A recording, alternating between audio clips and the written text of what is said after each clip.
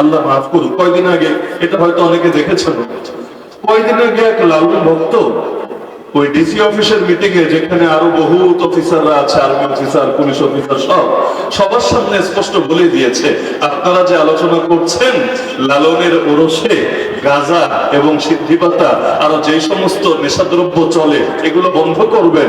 যদি এগুলো বন্ধ করে দেন 30টা লোকও আর ওরসে খুঁজে পাবেন না।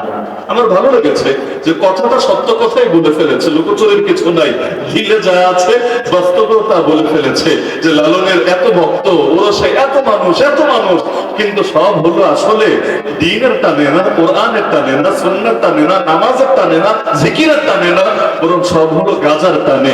গাজা আছে যতক্ষণ তারাও আছে ততক্ষণ, গাজা নাই তারাও নাই। নাউযুবিল্লাহি মিন যালিক। অথচ দুনিয়ার মধ্যে এখন এরাও যদি ইসলামের নামে এটা চালানোর চেষ্টা করে, আপনারা কিছুতে মেনে নেবেন? কেন নেবেন না? বলবেন কোরআনের সাথে মিলে নেই, সুন্নাহর সাথে মিলে নাই, এই ইসলাম নবীজি দিয়ে যায় নাই। তাহলে তারাও পেরেশান হয়ে গেল যে কোনটা আসল ধর্ম আর কোনটা ধর্মের নামে নতুন আবিষ্কার, আমরা বুঝবো কিভাবে? আর প্রতিটা ধর্মই বিকৃত হয় বেদাতের কবলে পড়ে। না হলে কোন নবী খারাপ দাওয়াত নিয়ে দুনিয়াতে আসেন নাই। সমস্ত নবীর দাওয়াত ছিল হক দাওয়াত, কোন সন্দেহ আছে? জগতে যত নবী ছিলেন, লক্ষ লক্ষ যত নবী ছিলেন, নবীদের প্রকৃত সংখ্যা আমরা জানি না। ওই 1,24,000, 2,24,000 ওইসব ধারণা কৌশল কথা আমাদের বড় লাগবে না। প্রকৃত সংখ্যা আল্লাহই ভালো জানেন। কিন্তু যত নবী ছিলেন, সমস্ত নবীর দাওয়াত হক ছিল না কোন নবীর দাওয়াত ভুল ছিল? সব নবীর দাওয়াত যদি হক থাকে, তাহলে আজকে বিভিন্ন নবীদের অনুসারী হওয়ার দাবিদার যারা, তাদেরকে শিরক করতে দেখা যায় কেন? তাদেরকে বিভিন্ন পৌত্তলিকতায় দেখা যায় কেন? নবী মুসা তো ইহুদিদেরকে শিখিয়ে যায় নাই তোরা শিরক কর, নবী ঈসা তো খ্রিস্টানদেরকে বলে যায় নাই তোরা আমারও খোদা মান আল্লাহর মতো। নাউযুবিল্লাহি মিন যালিক। তাহলে এগুলো আসলো কোত্থেকে? ধর্ম বিকৃত হয় বেদাতের কারণে। কথাটা মাথায় গেঁথে রাখবেন। ধর্ম বিকৃত হয় কিসের কারণে? কিসের কারণে?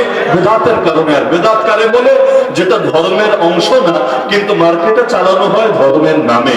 ধর্মের অংশ না কিন্তু মার্কেটে চালানো হয় ধর্মের নামে। এরকম ইসলামের নামে অনেক কিছু চালানো হয় কিনা আজকাল? কি এক কুমিল্লায় খুঁজলেও এরকম কয়েক ডজন বেদাত পাওয়া যাবে না? যাবে। ওকে পার্থক্য হলো আগেকার ধর্মগুলোকে আল্লাহ কিয়ামত পর্যন্ত হেফাজতের দায়িত্ব নেন নাই, এই ধর্মই বিকৃত হয়ে গিয়েছে। আর ইসলামকে হেফাজতের দায়িত্ব আল্লাহ নিয়েছেন। সেই কত ভণ্ড আসলো আর গেল, কিন্তু ইসলাম যেমন ছিল তেমন আছে এবং চিরকাল তেমনই থাকবে ইনশাআল্লাহ। তাহলে এখন তারা তো পেরেশান, কোথাও কিতাব পাচ্ছে না, এখন কি হবে? অবাক করা ব্যাপার হলো, তখন একজন লোক যার নাম মোজায়ের, ওই যেটা আয়াতের মধ্যে আছে, তিনি বললেন যে শোনো, আমার মেমোরির মধ্যে আলহামদুলিল্লাহ পুরো তাওরাত শরীফে সংরক্ষিত আছে, আমি বলতে থাকি আর তোমরা লিখতে থাকো। সে বলতে শুরু করলো, সবাই লিখতে শুরু করলো। বলতে বলতে বলতে বলতে একদিন গিয়ে তার বলাও থামলো, সবার লেখাও থামলো। এবার সে বললো যে তোমাদের মধ্যে যে পণ্ডিতরা এখনো বেঁচে আছে, ধর্মীয় পণ্ডিত, তাদেরকে একটু জিজ্ঞেস করো যে তারা মিলিয়ে দেখুক এর মধ্যে কোনো ভুল আছে কিনা, নাকি যে কিতাব নাজিল হয়েছিল এটাই সেটা। সকলে মিলে যাচাই বাছাই করে দেখলো, হ্যাঁ এটাই তো সেই তাওরাত যে তাওরাতকে পুড়িয়ে ফেলেছে। তো অবাক হয়ে গেল, কিভাবে সম্ভব একজন মানুষ তার মেমোরির মধ্যে পুরো তাওরাতটা রাখলো, অথচ সে নবীও না, অথচ সে নবীর কোনো ডাইরেক্ট সাহাবীও না, কিভাবে সম্ভব? এবার তারা বলতে শুরু করলো, বুঝেছি, দেখতে যদিও মানুষ, আসলে সে মানুষ না, আল্লাহ তাকে জন্ম দিয়ে পাঠিয়েছে, আল্লাহর বেটা সে, আল্লাহ তাকে পাঠিয়েছে আবারও তার কিতাবটাকে সংরক্ষিত করার জন্য। বলেন নাউযুবিল্লাহ। এবার চিন্তা করেন, একজন হাফেজ সাহেবকে দেখে, কয়জন হাফেজ সাহেব? জাস্ট একজন তাওরাতের হাফেজ সাহেবকে দেখে তাকে আল্লাহর পুত্র বলে বসলো, যেটা কোরআনই আল্লাহ উল্লেখ করেছেন। তারা যদি এখন হোমনা শহরে আজকে থাকতো আর হোমনার এতগুলো হাফেজকে দেখতো, তাহলে কি যে বলে বসতো আল্লাহ ভালো জানে। একজনকে দেখেই আল্লাহর বেটা বানিয়ে দিয়েছে। আর এখন তো আলহামদুলিল্লাহ কোন গ্রাম আছে বাংলাদেশে যে গ্রামে কোরআনের হাফেজ নাই? প্রতিটা ঘরে ঘরে হাফেজ তৈরি হচ্ছে। এমনকি তারাবির নামাজ, আগে ছোটবেলায় আমরা দেখতাম যে শহরাঞ্চলে খতম তারাবি হলো, গ্রামাঞ্চলে খতম তারাবি খুব ব্যাপক ছিল না, সূরা তারাবিটাই বেশি হতো। কিন্তু এখন খতম তারাবি এত বাড়া বেড়েছে, এক এক মসজিদে 3 জন 4 জন 5 জন পর্যন্ত হাফেজ সাহেব নিয়োগ দিতে হচ্ছে। এরপরও বহু হাফেজ সিরিয়াল পাচ্ছে না, তারা বাইরে থেকে যাচ্ছে। আগামীতে মনে হয় 10 জন নিয়োগ দেওয়ার পরও কোনো যাবে না। এরপরও বহু হাফেজ সাহেব তারা সিরিয়াল করে করে হয়তো তারাবি পড়াতে হবে, যে দোস্ত এই বছর আমি পড়াই, তুই ছুটিতে থাক, আগামী বছর তুই পড়াস, আমি ছুটিতে থাকবো। এটা কি ভালো লক্ষণ না খারাপ লক্ষণ? আলহামদুলিল্লাহ, আলহামদুলিল্লাহ, অতি ভালো লক্ষণ। এই যে জাগরণটা শুরু হয়েছে, যদি এটা চলতে থাকে, যদি বলছে এ কারণে, কারণ একদিকে কোরআনের পক্ষে যেমন জাগরণ শুরু হয়েছে, আর একদিকে কোরআনকে দমানোর জাগরণও কিন্তু থেমে নাই, সেটাও কিন্তু খুব জোরে সোরেই চলছে। কয়েকদিন আগে একটা সাক্ষাৎকার দিতে গেলাম এক চ্যানেল, নাম বলার দরকার নেই। এর আগে এক সাংবাদিক আমার সাথে এসে দেখা করে বললেন, হুজুর আপনি আসবেন এটা শোনার পর থেকে আমি কিন্তু চিন্তা করছিলাম যে নামটা আমার কেন যেন চেনা চেনা লাগছে, অথচ আপনার সাথে আমার ফেস টু ফেস আলাপ হয় নাই কখনো, আমি আপনার কখনো ইন্টারভিউ নেই নাই, কিন্তু আমার বারবার শুধু মাথায় নামটা বাড়ি ছিল। এই নামটা তো আমি চিনি, কিভাবে চিনি আমি এটা বের করতে পারছিলাম না। আপনি আসার কিছুক্ষণ আগে আমার মনে পড়লো, সেটা হলো আমি আগে এখানে ছিলাম না, অমুক চ্যানেলে ছিলাম, নাম বললো অমুক চ্যানেলে ছিলাম, সেখানে আমার সিনিয়র যিনি ছিলেন, আমি ওই সময় দেখছিলাম আপনাকে গ্রেফতার করার আগের কথা, যে আপনারা তো ভেবেছিলেন আপনাদেরকে 2021-এ যে গণগ্রেফতারি করেছে এটা মনে হয় দেশীয় কারো প্রেসক্রিপশনে করেছে অথবা দেশের কারো ইন্ধনে করেছে। আমি তো সেই মিডিয়া হাউসে ছিলাম, আমার সিনিয়র নিজেই আমার সামনে বসে বসে দাদা দাদা এগুলো বলে বলে আলাপ করছিল ওদের সাথে, নিজ কানে শুনেছি। তো হুজুর এতদিন পরে আমার দেখে মনে পড়েছে আপনি তো তাহলে সেই মানুষ যে আরো অনেক আলেমের পাশাপাশি ডাইরেক্ট ওদের বিশেষ নজরে আছে। আমি বললাম হ্যাঁ, আপনি দেশে বসে বুঝে ফেলেছেন বিশেষ নজরে আছি, আর আমরা তো ওখানে গিয়ে টের পেয়েছি। ইমিগ্রেশন থেকে শুরু করে, বিশেষ জরুরতে গত বছর যেতে হয়েছিল, ইমিগ্রেশন থেকে শুরু করে দেখছি কত রকম দাড়িওয়ালা টুপিওয়ালা যাচ্ছে, যারা শিখ আছে ওদেরও তো পাগড়ি থাকে, আমাদের চাইতে আরো বড় পাগড়ি, মুখে দাড়ি, শিখরা চলে যাচ্ছে, কত পাঞ্জাবিওয়ালা, কত ধরনের, হিন্দুদের মধ্যেও তো অনেকে পাঞ্জাবি পরে, সবাই চলে যাচ্ছে। কিন্তু শুধুমাত্র নামটার কারণে পদে পদে এক ইমিগ্রেশনে কাটিয়ে দিল 5 ঘন্টা। এরপর দারুল দেওবন্দে গেলাম, সেখানে দারুল দেওবন্দের ছাত্ররা একটা আয়োজন করলো ঐতিহাসিক ছাত্রা মসজিদে, আমাকে বারবার রিকোয়েস্ট করলো হুজুর একটু সময় দিয়ে। আমি বললাম ঠিক আছে, আয়োজন যেহেতু করেছেন সময় দেই। এখন ছাত্রদের রিকোয়েস্টে গিয়ে সেখানে আলোচনা করলাম। এরপরে দারুল দেওবন্দ, যেটাকে এই অঞ্চলের সবচাইতে বড় প্রতিষ্ঠান হিসেবে বিবেচনা করা হয় কওমি মাদ্রাসাগুলোর মধ্যে, সেখানে পর্যন্ত দিনের পর দিন না সপ্তাহের পর সপ্তাহ পুলিশ গিয়ে পেরেশান করেছে যে এই হুজুর এসে এখানে বয়ান করলো কেন, এই হুজুর আমাদের বিরুদ্ধে কোনো কথা বলে নাই তো, গাজওয়াতুল হিন্দের কোনো ইঙ্গিত দেয় নাই তো, তোমাদেরকে কোনোভাবে উস্কে দেয় নাই তো। বুঝলাম যে সিনার মধ্যে শুধু কোরআন আছে, আর সেই কোরআনকে প্রচার করে মানুষের মাঝে এই অপরাধে কোথাও গিয়ে দিনই কথা বললে পর্যন্ত তাদের চান্দি যায় গরম হয়। কোরআনের বিরুদ্ধে ষড়যন্ত্র তো নতুন কিছু না। আল্লাহ রাসূল সাল্লাল্লাহু আলাইহি ওয়াসাল্লাম যখন মক্কায় ছিলেন, মক্কায় কিন্তু জিহাদ ছিল না, জিহাদ ছিল না, খেলাফত ছিল না, নবীর বাহিনী ছিল না, এমনকি নবীর সঙ্গে হিজরত পর্যন্ত 1000টা মানুষও ছিল না। আজকের মাহফিলে কত লোক, অথচ আল্লাহ রাসূল মক্কায় যে 13টা বছর দাওয়াত দিলেন, এই 13 বছর পরে যখন হিজরত করলেন তখনও 1000 জন মানুষ মুসলমান ছিল না, এর চাইতে কম সংখ্যা।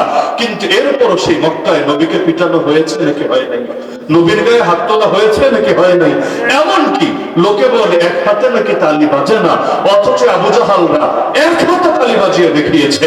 যেমন একদিন সুমাইয়া রাদিয়াল্লাহু আনহা, বয়স্কা নারী, যার ছেলেও তখন তরুণ, তার ছেলের নাম আম্মার বিন ইয়াসির, একদিন বিকেল বেলা তিনি ঘরের দিকে আসছেন, আবু জাহাল গিয়ে গালিগালাজ শুরু করে দিল।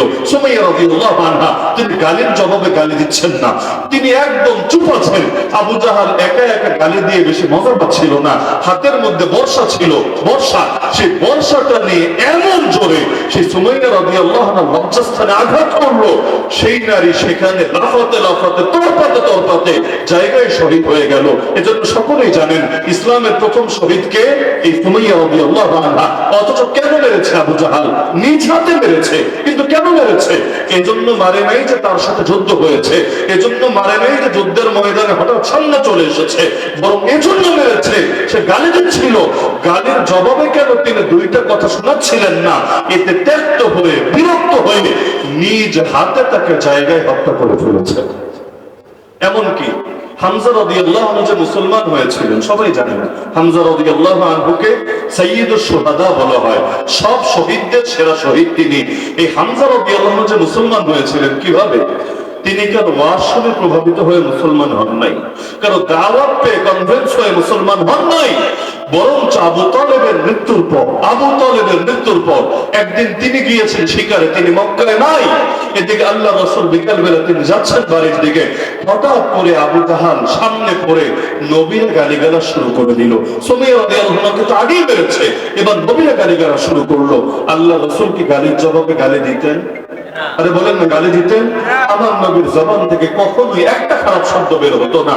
আবু জাহল গালি দিচ্ছিল, যখন দেখলো জবাব নাই, নিজের হাতে একটা পাথর উঠিয়ে সেই পাথর নবীজির মাথায় ছুঁড়ে মারল। আল্লাহ রাসূলের মাথা ফেটে দরদর করে রক্ত গড়িয়ে পড়তে লাগলো। একজন সাহাবীও সেখানে ছিলেন না, কেউ দেখেন নাই, একজনও না। কিন্তু এই দৃশ্যটা দেখলো এক কাফের নারী, যে ছিল আর এক কাফের অধীনস্থ দাসী। এরকম এক দাসী নারী দেখলো, কিন্তু কাফের হওয়ার পরও তার বিবেকে দংশন করলো যে এটা কেমন কথা। একজন যুবক, সে হয়তো নতুন ধর্মের দাওয়াত দিচ্ছে, ভালো কথা, কিন্তু তাই বলে তাকে এভাবে গায়ে পড়ে মারবে, তার মাথা ফাটিয়ে দিবে। তার ভেতরে খুব খারাপ লাগলো, সে চিন্তা করলো এটার একটা প্রতিশোধ নিতেই হবে। কিন্তু কে প্রতিশোধ নেবে? আবু জাহাল নিজেই যদি এই কাজ করে, ওর বিরুদ্ধে বিচার দেবে কার কাছে? ফেরাউনের জামানায় দেখেন, ফেরাউন নিজে শিশু হত্যা করছিল, এক মূসাকে মারার জন্য কত নিষ্পাপ বাচ্চাকে মেরে ফেলছিল। আপনি যদি ওই জামানার কথা চিন্তা করেন, ওই জামানার মানুষ প্রতিবাদটা কার কাছে জানাবে? ফেরাউন নিজেই তো রাজা, রাজার বিরুদ্ধে যদি আরেক মন্ত্রীর কাছে প্রতিবাদ জানায় কোনো লাভ আছে? রাজার বিরুদ্ধে আরেক পাতি নেতার কাছে যদি প্রতিবাদ জানায় কোনো লাভ আছে? আরে রক্ষক নিজেই যখন যায় ভক্ষক হয়, মানুষের তখন ফেলফেল করে দেখা ছাড়া আর কি বা করার আছে? বিগত দিনে আলেম ওলামারা যে বছরের পর বছর জেল খেটেছে, কারো কাছে প্রতিবাদ জানানোর সুযোগ ছিল, বিচারটা দিবে কার কাছে?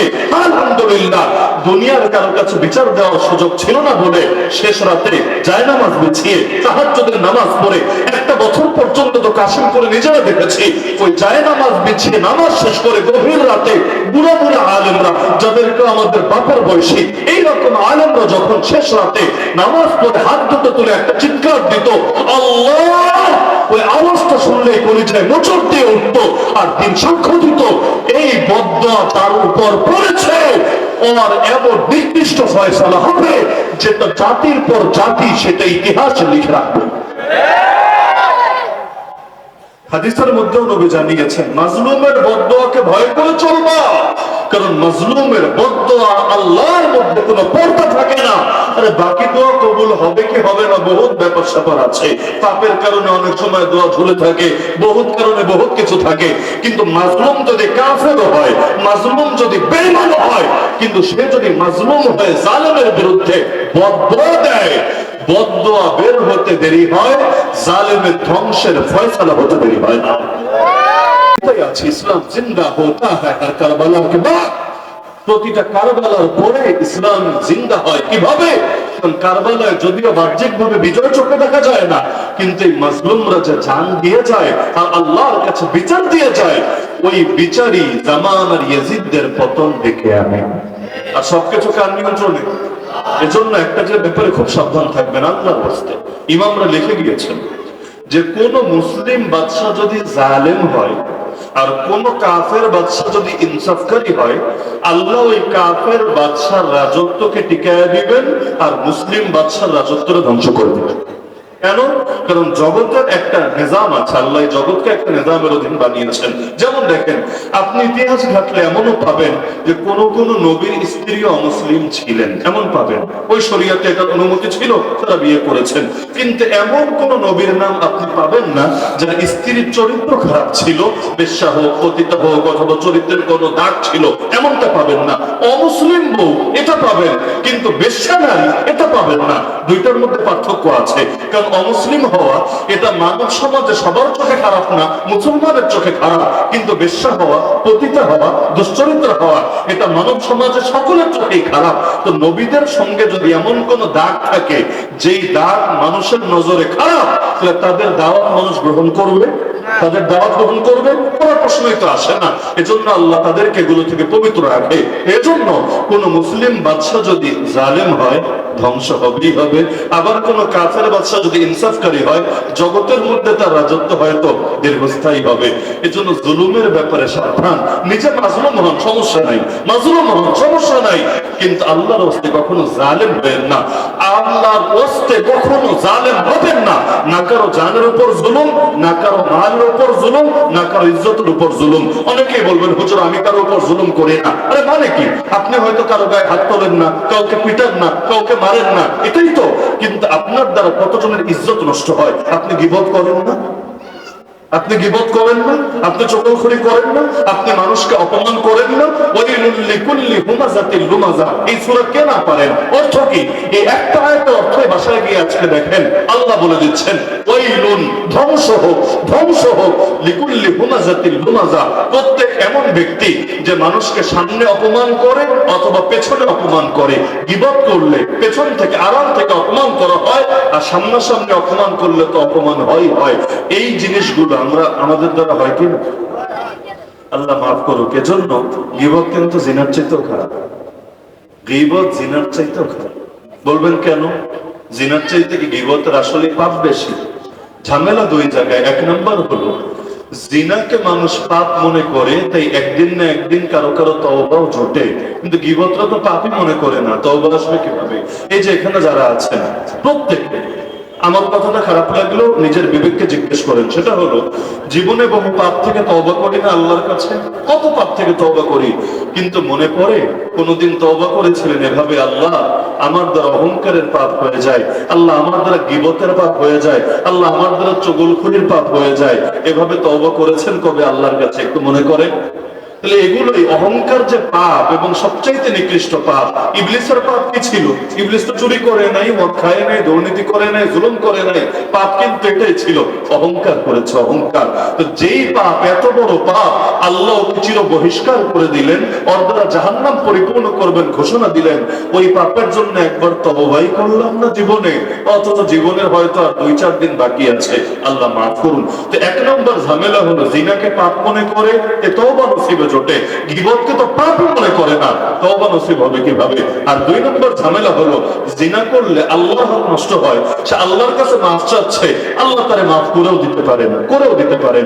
এমনকি দুনিয়াতে যদি কেউ নাও জানে, কোনোদিন বিচার যদি নাও হয়, হতে পারে না জিনাটা গোপন ছিল, কেউ বলে নাই, কেউ প্রকাশ করে নাই, আল্লাহর কাছে মাফ চাইছে, আল্লাহ মাফ করে দিয়েছেন। কিন্তু গীবত, আল্লাহর কাছে মাফ চাইলেই মাফ পাওয়া যাবে না, যতদিন না যার গীবত করেছেন সে আপনারে মাফ করে। কত কঠিন! জীবনে কত হাজার জনের গীবত করেছেন, হিসাব আছে? যতদিন তারা মাফ না করবে, আল্লাহ আপনাকে মাফ করবে না। এখন মাফ দুনিয়াতে ভালো ভালো নিতে পারলে আলহামদুলিল্লাহ, না হলে কিয়ামতের দিন দাবি ছাড়বে, ওই গ্যারান্টি তো দেওয়া যায় না। হতে পারে আপনার নেক আমলে ভাগ বসাবে, হতে পারে তার গুনাহ আপনার কাঁধে তুলে দেওয়ার প্রস্তাব দেবে। হ্যাঁ, এখন যদি কারো আসলেই মনে না থাকে কার কার গীবত করেছি, মাফ চাইবেন কিভাবে? নবী এটারও পরামর্শ দিয়েছেন, তোমার জন্য পাপ মোচনের মাধ্যম হবে কাফারাতুকা আন তাস্তাগফিরা লাহু, তুমি তার জন্য আল্লাহর কাছে ক্ষমা প্রার্থনা করবে যে আল্লাহ, আমার দ্বারা যত মানুষের হক নষ্ট হয়েছে তাদেরকে মাফ করে দেন, তাদের দিলকে আমার ব্যাপারে খুশি করে দেন। এভাবে তার জন্য আড়ালে অদৃশ্যে দোয়া করবেন, দোয়া করবেন। এভাবে দোয়া করতে করতে করতে আশা করা যায় কিয়ামতের দিন আল্লাহ তার দিলকে চাইলে আপনার ব্যাপারে খুশি করে দিলেও দিতে পারে। নিশ্চিত না, আশা করা যায় দিলে দিতেও পারেন। তো সুতরাং আল্লাহর ওয়াস্তে কারো জানের উপরও জুলুম চালাবেন না, মালের উপরও জুলুম চালাবেন না, ইজ্জতের উপরও জুলুম চালাবেন না। মালের উপর জুলুম অনেক সময় না বুঝে হয়। ফ্লেক্সি লোডের দোকান আছে আপনার, অফার তো সব এখন মাশাআল্লাহ বেজর সংখ্যার অফার, তাই না? 19 টাকা, 29 টাকা, 49 টাকা, 99 টাকা, কি বুঝে অফার গুলো কিন্তু এই টাইপেরই হয়। এখন ওই যে বাকি 1 টাকা, যদিও 1 টাকা দিয়ে কিছু হয় না আজকাল, ভিক্ষুকও নিতে চায় না, কিন্তু ওই 1 টাকাটা তাকে দেওয়ার চেষ্টা করা কিন্তু আপনার নৈতিক দায়িত্ব। টাকাই দেন আর টাকা না থাকলে বিকল্প হিসেবে চকলেটই দেন, আপনার জন্য তাকে প্রস্তাব দেওয়া এটা আপনার নৈতিক দায়িত্ব। আপনি তাকে বললেন না, আর বেচারা চিন্তা করলে 1 টাকা চাই কেন, একটা লজ্জাসজ্জার ব্যাপার আছে না? আসলে 1 টাকা ভাই দেন, এটা মুখে বলা যায় না, একটা মানিজ্যতের ব্যাপার আছে। তো এখন সে চক্ষু লজ্জার কারণে, সির্ফ চক্ষু লজ্জার কারণে সে আপনার ব্যাপারে চুপ থাকলো, আলাদা করে চাইলো না, কিন্তু দিলে তার রয়ে গেল যে 1 টাকা আমাকে দিল না, আমাকে দেওয়ার প্রস্তাবও দিল না, দিলে তো দিতাম, সে তো দেওয়ার প্রস্তাবই দেয় নাই, আমি চাই কিভাবে?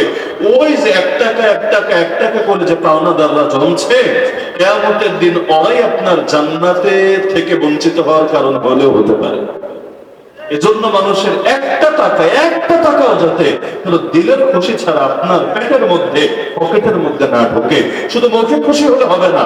রাস্তাঘাটে অনেক সময় বিশেষ জাতি আছে, তারা গাড়ি কাগজ দেখাও, মোটরসাইকেলের কাগজ, তারপর ট্রাকের কাগজ, কিছু কিছু আছে, বিশেষ করে ট্রাক ওয়ালা যারা আছে ওদেরকে জিজ্ঞেস করে নেন, কাগজ দেখানো ঝামেলাই আর যায় না। আগে একটু মুসাফাহা করে নেন, ইদানিং একটু কমেছে মুসাফাহা, গত 1 বছরে এই মুসাফাহা সুন্নাতের আমলটা রাস্তাঘাটে কমেছে, আগে অনেক বেশি হতো।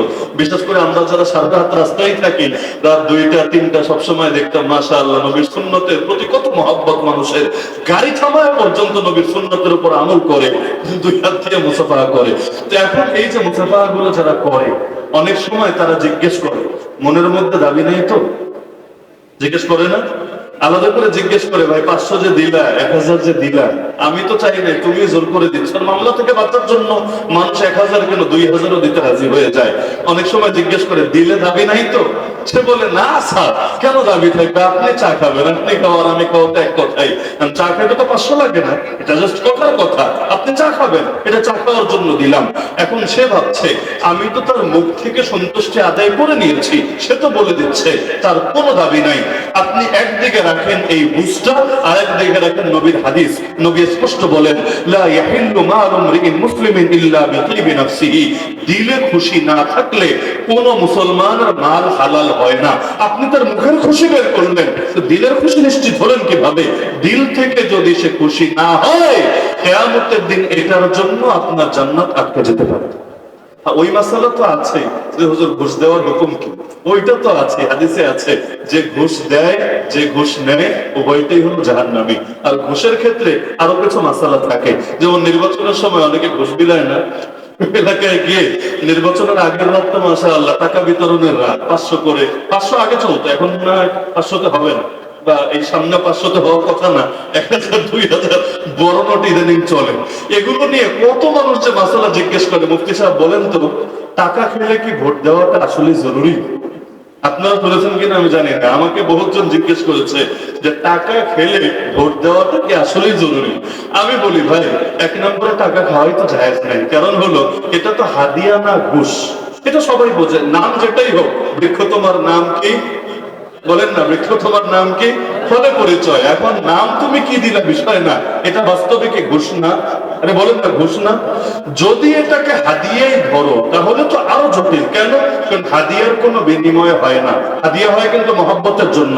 বিনিময় দিলে তো সেটা বেতন হয়, পারিশ্রমিক হয়, ভাতা হয়, অন্য কিছু হয়, হাদিয়ার কোনো বিনিময় হয় না। তো যদি বলো এটা হাদিয়াই, তাহলে ভোট দেওয়া কিন্তু জরুরি না, কারণ হাদিয়া মহব্বতের খাতিরে হয়েছে, সেও মহব্বতের খাতিরে গ্রহণ করেছে। সর্বোচ্চ দোয়া দিতে পারে, আল্লাহ মানুষটা কত ভালো, নিজের খেয়ে নিজের পরে আমার পকেটে এসে টাকা দিয়ে গিয়েছে, আলহামদুলিল্লাহ, হাদিয়ার কোনো বিনিময় হয় না। আর যদি বলেন ঘুষ, তাহলে ঘুষ খাওয়াটা হারাম হয়েছে, কিন্তু ঘুষ খাওয়ার কারণে ভোট দেওয়া ফরজ হয়ে গেছে, এই ফতোয়া কোনো মৌলবী দিতে পারবে না।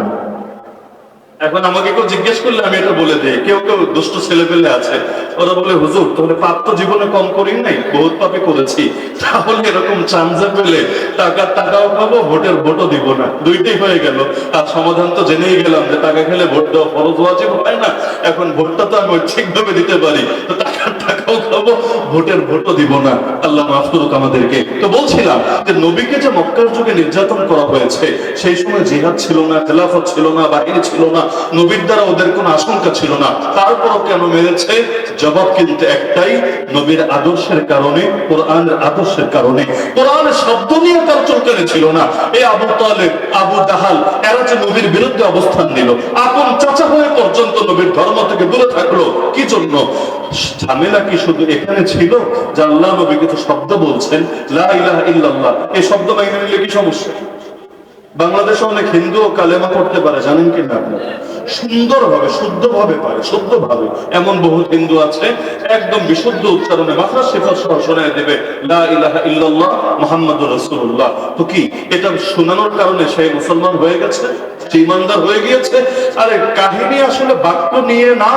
তাহলে বলবেন কাহিনী কি নিয়ে? নামাজ রোজা নিয়ে? না রে ভাই, নামাজ রোজা নিয়েও কোনো ঝামেলা ছিল না। আল্লাহ রাসূল 40 বছর বয়সে হেরা গুহায় যখন তার কাছে ওহী আসলো, এর আগে তিনি নামাজ পড়তেন না? পারলে বলেন পড়তেন না? কে বলেছে পড়তেন না? আল্লাহ রাসূল এই যে হেরা গুহায় গিয়ে মাসের পর মাস পড়ে থাকলেন, কি করেছেন তিনি? করেছেনটা কি? আল্লাহ রাসূল যে হজের সময় হাজীদের সেবা করতেন, কাবার সামনে দাঁড়িয়ে নামাজ পড়তেন, নামাজ তো শুধু নবী না, নামাজ তো ওরাও পড়তো, মুশরিকরা পর্যন্ত পড়তো। যদিও নামাজের মধ্যে বিভিন্ন শিরক ঢুকে গিয়েছিল, সেজদা অনেক সময় আল্লাহকে না দিয়ে অন্য কাউকে দিত, কিন্তু নামাজ তো ওদের মধ্যেও ছিল, জিকির আজকার ওদের মধ্যেও ছিল, দান সদকা ওদের মধ্যেও ছিল, হাজীদের খেদমত ওদের মধ্যেও ছিল। এমনকি নবী যখন হেরা গুহায় গিয়ে ইবাদত করতেন, একটা লোক নবীর বিরুদ্ধে সমালোচনা করে নাই, নবীকে মারার জন্য সেখানে যায় নাই। তাহলে হঠাৎ করে এমন কি হলো? আপন পর হয়ে গেল, আপন চাচা পর্যন্ত দুশমনে পরিণত হলো। তার মানে নামাজ নিয়ে ঝামেলা না, রোজা নিয়ে ঝামেলা না, জিকির আজকার নিয়ে ঝামেলা না, এমনকি কোরআনের এই বাহ্যিক শব্দ নিয়ে ঝামেলা না, বরং আসল ঝামেলা কোথায় জানেন? আসল ঝামেলা হলো আল্লাহ রাসূল যখন ন্যায় প্রতিষ্ঠা করতে চাইলেন এবং অন্যায়কে তিনি দূর করে দিতে চাইলেন, তিনি স্পষ্ট বললেন শিরিকের সঙ্গে কোনো আপোষ নাই, শিরিক থাকবে তার ভেতরে, তার জন্য জান্নাত যাবে হারাম হয়ে। এখন তোমরা আবু জাহাল, আবু লাহাবরা যতই বাইতুল্লাহর খেদমত করো, যতই হাজীদেরকে জমজমের পানি পান করো, যতই মানব সেবা করো, যদি শিরিক নিয়ে মরো, জাহান্নাম ছাড়া কোনো উপায় নাই। এখন ওরা খেপে গেল, কিরে এটা আবার কেমন কথা বলে? কারণ কি আমাদের বাপদাদা ভুল করেছে? আমাদের পূর্বপুরুষরা কি তাহলে জাহান্নামে চলে গেছে? এখন তারা ডাইরেক্ট বলে বসলো আল্লাহ কি বলেছে আমরা এটা মানি না, বাপদাদার থেকে যা পেয়েছি সেটা আমরা কিছুতেই ছাড়বো না। নাউযুবিল্লাহি মিন যালিক। তাহলে কোরআনের শুধু শব্দ নিলেই চলে না কোরআনের আদর্শও লাগে? আমার কিন্তু সব কথার মূল পয়েন্ট কিন্তু আজকে এক জায়গায়। এই যে হাফিজ সাহেবরা যারা হাফিজ হয়েছেন, আজকে মাথায় পাগড়ি পরানো হয়েছে, তারা কিন্তু অর্ধেক হাফিজ হয়েছেন। পূর্ণ হাফিজ যখন হবেন আরো একটা পাগড়ি পরায় দেওয়া হবে, জানেন কিনা আপনি? পাগড়ি কিন্তু আরো একটা পরানো হবে, সেটা কখন? দাওরায়ে হাদিস শেষ করার পরে, যখন তাদেরকে মাওলানা বলা হবে। তা আপনি বলতে পারেন আমি অর্ধেক হাফেজ কেন বলছি? কারণ কোরআন শুধু শব্দের নাম না রে ভাই, শব্দ প্লাস মর্ম, শব্দ প্লাস শব্দের ভেতর লুকায়িত আদর্শ, এই দুইটা সম্মিলিত নাম হলো কোরআন। ওয়া হুয়া ইসমুল লিন-নাজমি ওয়াল মা'না জামিআ। এজন্য কোরআনের শব্দ পাল্টালেও বেঈমান হয়ে যায়, কোরআনের মর্ম বিকৃত করলেও বেঈমান হয়ে যায়। কোরআনের শব্দ দিয়েছেন কে আর মর্ম দিয়েছেন কে? এজন্যই আমাকে যদি দায়িত্ব দেন আলিফ লাম মিমের তাফসীর করেন, আপনি এত বড় মুফাসসির, আলিফ লাম মিমের তাফসীর করেন, আমি কি বলে তাফসীর করব জানেন? আল্লাহু আ'লামু বিমুরাদিহি বিযালিক। আমি কেন, জগতের যে কোনো তাফসীরের কিতাব খোলেন আরবি ভাষায় এই বাক্যটাই লেখা পাবেন, আল্লাহু আ'লামু বিমুরাদিহি বিযালিক। এর আসল মর্ম কে ভালো জানেন? কে ভালো জানেন? আল্লাহ। আমি জানি না কেন? কারণ কোরআনের মর্মটাও আমার বানানো না, আমার উস্তাদ আমার পীরের বানানো না, এমনকি নবীরও বানানো না। কোরআনের মর্ম দিয়েছেন কে? যেমন আল্লাহ বললেন আকিমুস সালাত। এখন সালাত কায়েম করবে কিভাবে? এটা পুরো কোরআন যদি আপনি পড়েন ফার্স্ট টু লাস্ট, তবুও 2 রাকাত নামাজের রূপরেখা বের করতে পারবেন না। বিশ্বাস হয়? আমি চ্যালেঞ্জ দিয়ে বলতে পারবো, কোরআনের আলহামদুল আলিফ থেকে মিনাল জিন্নাতি ওয়ান নাসে সিন পর্যন্ত পুরো কোরআন সামনে রেখে দুই রাকাত নামাজ কিভাবে পড়বো, একেবারে তাকবীরুল্লাহ থেকে শুরু, এরপর সানা, একদম যেতে যেতে আসসালামু আলাইকুম ওয়া রাহমাতুল্লাহ, মাঝখানে রুকু করলাম, সিজদা করলাম, কিয়াম করলাম, যা করলাম, এই সবগুলোর বিবরণ একটা হাদিসও আনবেন না, খালি কোরআন দিয়ে আমাকে দেখাবেন। কোন বাপের বেটা পারবে? কেউ পারবেন? দুই রাকাত নামাজের রূপরেখা কোরআন থেকে দেখাতে পারবেন না। তাহলে নামাজের রূপরেখা দেখাতে চাইলে কোন দিকে তাকাতে হয়? আল্লাহ রাসূলের আদর্শের দিকে তাকাতে হয়। আচ্ছা, নবী যে শিখালেন, বানায় বানায় শিখালেন না আল্লাহর পক্ষ থেকে শিখালেন? তাহলে এই যে নামাজের মর্মটা, এই মর্মটাও দিলেন কে? বানায় করার সুযোগ নাই। আমরা জেলে গিয়ে একটা দল পেলাম, দলের নাম হলো আল্লাহর দল। সুন্দর নাম না? দলের নামই আল্লাহর দল। বাংলাদেশে নিষিদ্ধ ঘোষিত যে কয়টা জঙ্গি সংগঠন আছে, এর মধ্যে দেখবেন এই নামটা হচ্ছে আল্লাহর দল। আমি তো বাইরে কখনো নামও শুনি নাই, বাইরে এদেরকে চিনিও না। যাওয়ার পর নাম শুনে তো বেশ আগ্রহ জাগলো, আল্লাহর দল, সুন্দর নাম, এর চাইতে সুন্দর নাম হয় নাকি? পরে দেখি মাশাআল্লাহ, এটা তো শয়তানের দল বললেও শয়তান অপমান বোধ করবে। আল্লাহর বান্দারা নামাজ পড়ে 3 ওয়াক্ত। কয় ওয়াক্ত? তাদের দলিল হলো 5 ওয়াক্ত নামাজ কোরআনে নাই, কোরআনে আছে 3 ওয়াক্ত, এজন্য নামাজও পড়বে 3 ওয়াক্ত। ওই 3 ওয়াক্তের মধ্যে সুন্নত নাই, ওয়াজিব নাই, আছে শুধু ফরজ। তাও প্রতি ওয়াক্তে জাস্ট 2 রাকাত করে, 4 রাকাতের নামাজ নাই, 3 রাকাতের নামাজ নাই, 2 রাকাত করে 3 ওয়াক্ত নামাজ পড়ে। আর তাদের সুন্দর সুন্দর বিভিন্ন আকীদা আছে। সুন্দর মানে ওদের চোখে সুন্দর, আমাদের চোখে নিকৃষ্ট। যেমন ওরা বিশ্বাস করে কবরের আযাব ভুয়া, এগুলো মোল্লা মুন্সিদের আবিষ্কার, কবরে কোনো আযাব হবে না। ওরা বিশ্বাস করে নবী সুপারিশ করবে না, এগুলো ভুয়া, মোল্লা মুন্সিদের আবিষ্কার। কিয়ামতের দিন নবীর সুপারিশের কোনো অনুমতি থাকবে না। এরকম হাজারটা জঘন্য কুফরি শিরকি আকীদা, কিন্তু নাম দিয়ে দিয়েছে মাশাআল্লাহ আল্লাহর দল।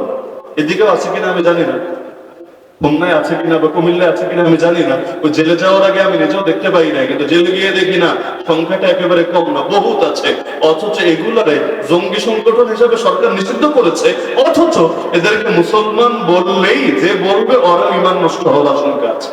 মানে যারা মুসলমান, এরকম আকীদা থাকলে মুসলমান বলা যাবে? নাউযুবিল্লাহ, মুসলমান বলা যাবে? প্রশ্নই তো আসা। আজকাল তো ঈমান কুফরের সীমারেখাও ঠিক থাকে না। 2টা ভোটের জন্য পর্যন্ত মানুষ ঈমান কুফরকে পর্যন্ত মিলিয়ে ফেলে। রোজা ওজা পূজাও নাকি তা? কষ্ট পাচ্ছেন নাকি? অনেক বলবো হুজুর আবেগে হাত দিয়ে না, আমরা আদর্শের প্রশ্ন নিজের বাংলা ছাড় দিতে রাজি।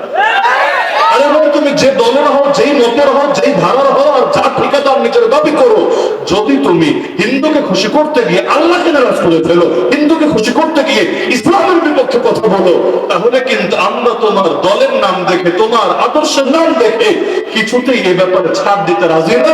কারণ ইসলামের ব্যাপারে কোন ধরনের কম্প্রোমাইজ চলতে পারে না। এমন এক হালত হয়েছে, বিগত 16 বছর যা হয় নাই এখন এসে তা শুরু হয়েছে। এগুলো কিন্তু বিগত আমলে হয় নাই। অথচ বিগত আমলে হলে তো একটা যুক্তি দেখানো যেত, এমনি ভাই পায়ের তলায় মাটি নাই, এজন্য একটু আবেগে বেশি বলে ফেলেছে। আরে এখন কি এমনি পায়ের তলায় মাটি আছে, তারপর এখন কি ওদেরকে খুশি করার জন্য? নাউযুবিল্লাহ, এই বছর না হলেও কয়েক ডজন ঘটনা ঘটেছে, যেগুলো যারা করেছে, এটা তো আর বলার সুযোগ নাই মাথা সেন্স ঠিক ছিল না, পাগল বশত হয়ে গেছে না, এগুলো বলার সুযোগ নাই। এই যে জেনে বুঝে বাক্যগুলো বলেছে, এদের বড় একটা অংশের ঈমান নষ্ট হয়ে গেছে। যদি এরা আবারও কালেমা পড়ে ঈমান নবায়ন না করে, এদেরকে মুসলমান বলার সুযোগ থাকবে না। কারণ ইসলামের ব্যাপারে কতটুকু আপনি ছাড় দিবেন, এটাও কোরআন হাদিস থেকে স্বীকৃত হতে হবে।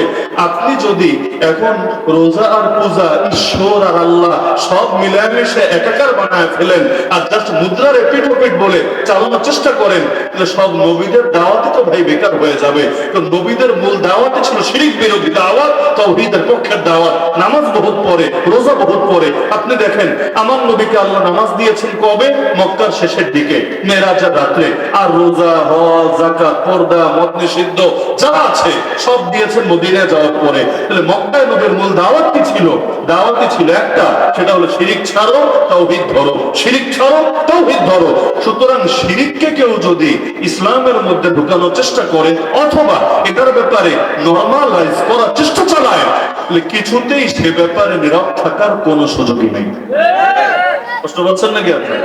কোন কথায় কি কষ্ট পায় বোঝাও মুশকিল, কিন্তু কষ্ট মানুষ পেলে পাক। কিন্তু তাই বলে মানুষরা খুশি রাখতে গিয়ে আল্লাহরে কষ্ট দিয়ে ফেললে, আল্লাহরে নারাজ করে ফেললে ধ্বংস ছাড়া আর কোনো উপায় থাকবে না। তাহলে বলছিলাম নবীর সাথে ওদের দ্বন্দ্ব ছিল কি কোরআনের শব্দ নিয়ে না কোরআনের আদর্শ নিয়ে? আরে শব্দ নিয়ে না আদর্শ নিয়ে? কোরআন এই শুধু শব্দের নাম না। না হলে কাদিয়ানি চেনেন আপনারা? মুসলমান মনে করেন না কাফের? মুসলমান মনে করেন না কাফের? এইটা কাদিয়ানিরা কাফের হয়েছে কেন? ওরা কিন্তু কোরআনের একটা শব্দ অস্বীকার করেন, একটাও না। তাহলে কাফের কেন?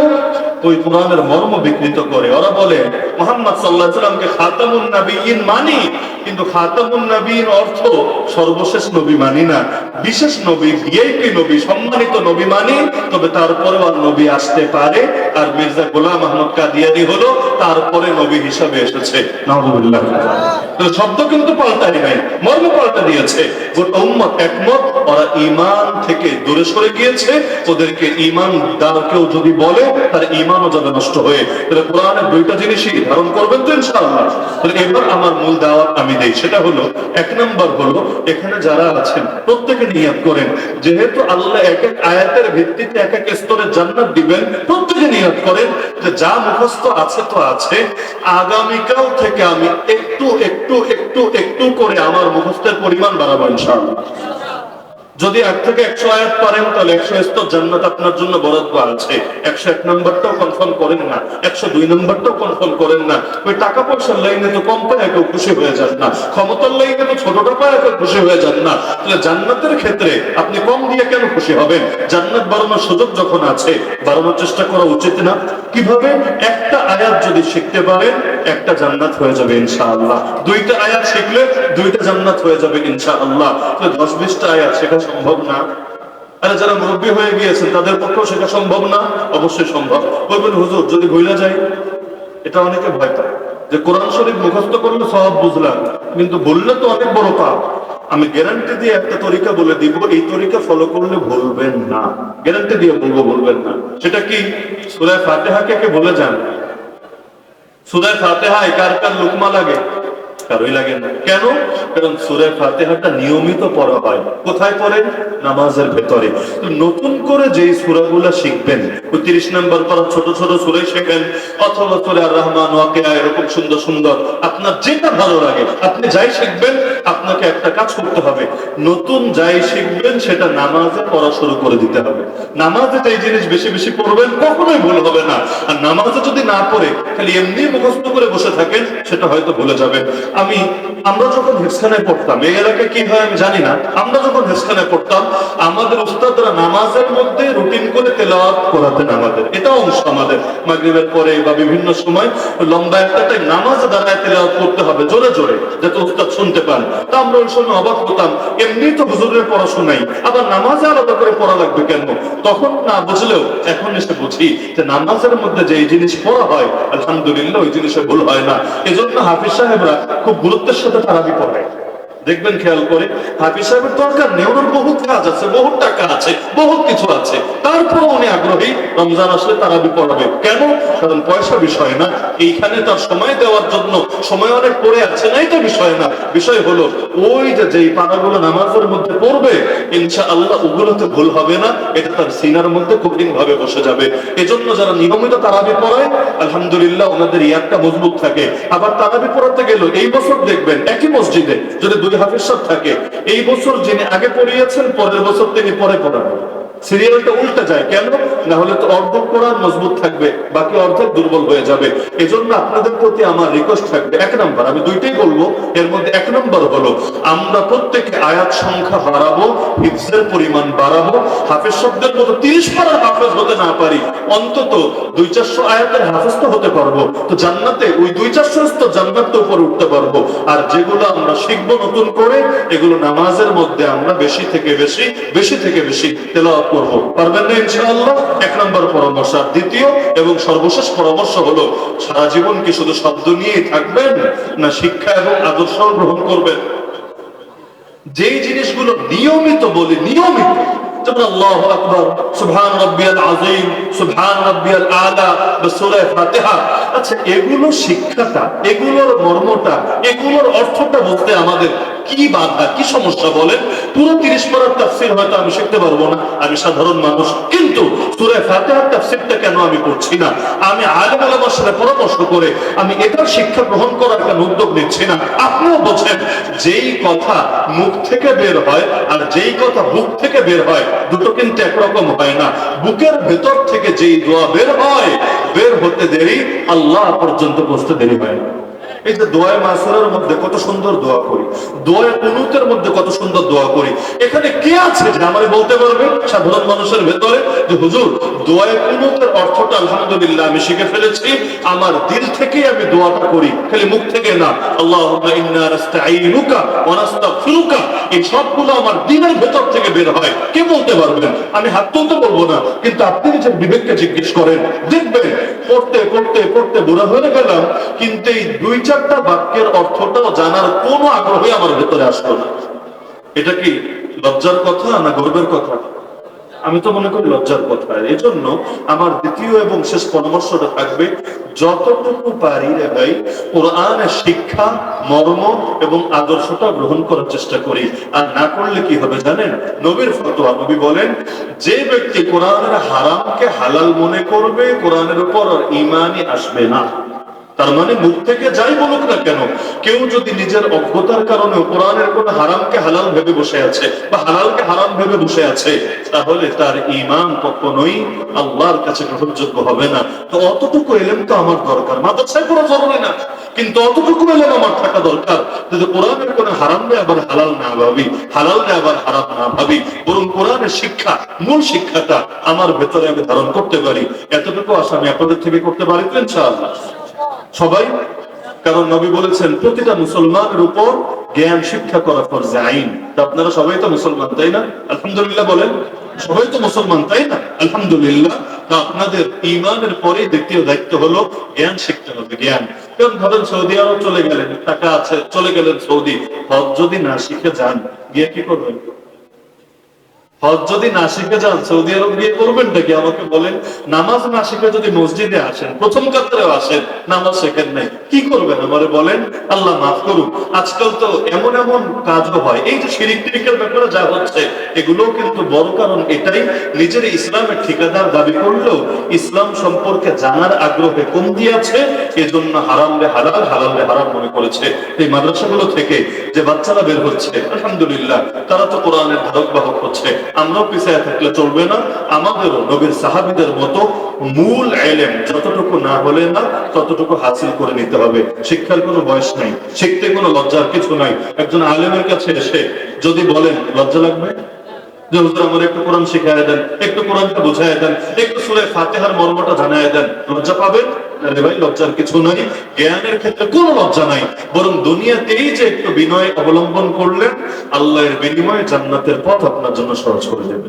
আল্লাহ আমাদের সবাইকে তৌফিক দান করুন। এখানে যারা একত্রিত হয়েছি সবাইকে পুনরায় জান্নাতুল ফেরদৌস একত্রিত হওয়ার তৌফিক দান করুন। কষ্ট করে, ব্যস্ততার ভেতরে, গরমের ভেতরে, পেটে ক্ষুধা নিয়ে যারা দীর্ঘ সময় বসে থাকলেন, শুধু একটাই দোয়া করবো, সেটা হলো আল্লাহ আপনাদেরকে সর্বোচ্চ বিনিময় দান করুন। সবাই দরুদ শরীফ পাঠ করুন।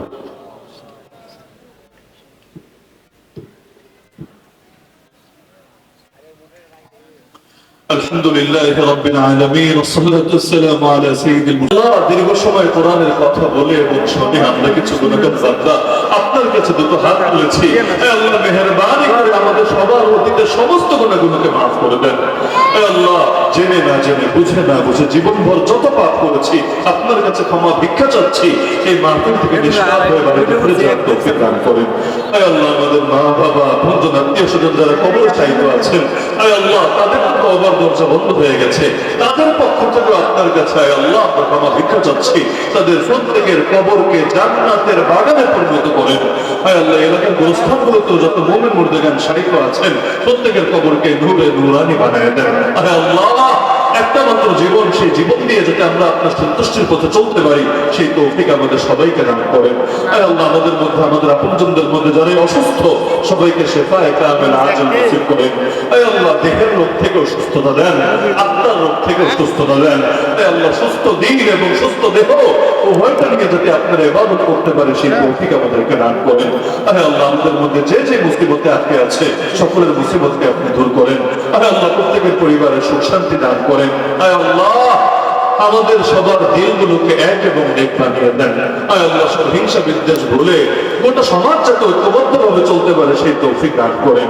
আয় আল্লাহ, আমাদের দ্বারা কখনো যাতে কারো উপর জুলুম না হয়, না কারো জানের উপর, না কারো মালের উপর, না কারো ইজ্জতের উপর, সেই তৌফিক আমাদেরকে দান করেন। আয় আল্লাহ, বারবার বারবার মক্কা মদিনা জিয়ারতের তৌফিক দান করেন। আয় আল্লাহ, মাদ্রাসাকে আপনি কবুল করে নেন, মাদ্রাসার যাবতীয় প্রয়োজন গাইবে খাজানা থেকে পূরণ করে দেন। আয় আল্লাহ, যে ছাত্রদের মাথায় আজকে সম্মানের পাগড়ি পরিয়ে দেওয়া হলো, আয় আল্লাহ, তাদেরকে মৃত্যু পর্যন্ত এই কোরআনের খিদমত লেগে থাকার তৌফিক দান করেন। যেভাবে তারা হাফেজ হয়েছে